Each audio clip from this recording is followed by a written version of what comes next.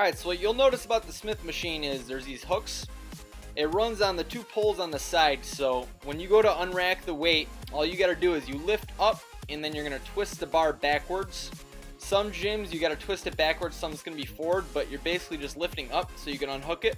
And then when you're putting it back down, you just make sure the hooks are set back on it, and then you set it back down.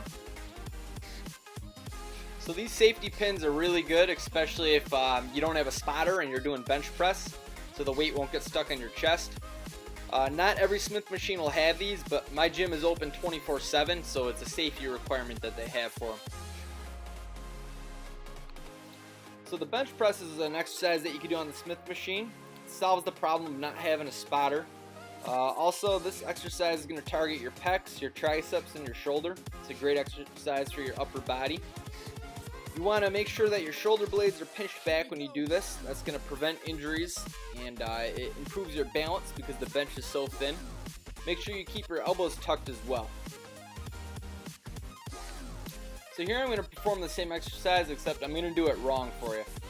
So what I want you to notice here is I dropped the bar way too high on my chest and my elbows are flared out. This is a pretty dangerous position to be in because when you have your elbows flared out, it's going to put a lot of strain on your shoulders and it's going to really stretch out your pec to the point where if you were to increase the weight, you're likely going to get a pec tear. So that's why you want to make sure you're keeping your elbows tucked and you're dropping the bar lower on your chest. So if your machine doesn't have the safety pins, I want to show you what to do if the bar ever does get stuck in your chest. So say it got stuck here, I can't push up. You just want to arch your back up and then it's going to lift it high enough for you to rack it. Hopefully it doesn't happen to you though. Squats are another great exercise that you can perform for your lower body on the Smith machine. So the form is very critical when you're performing a squat. So as you notice as I get under the bar here that I'm making sure my back is tightened. And when I perform this movement, I want to have my elbows pointed to the ground. That's going to keep my posture upright. And I'm also taking a deep breath in and making sure my core is locked in. This is going to keep your spine in the most stable position when you perform the movement.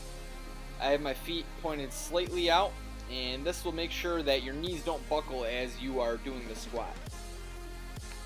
You could also do body weight rows on the Smith machine. It's good for it because you could adjust the bar height. The higher up it is and the more upright you are, it's going to be easier, and the lower it is, it's going to be harder for you.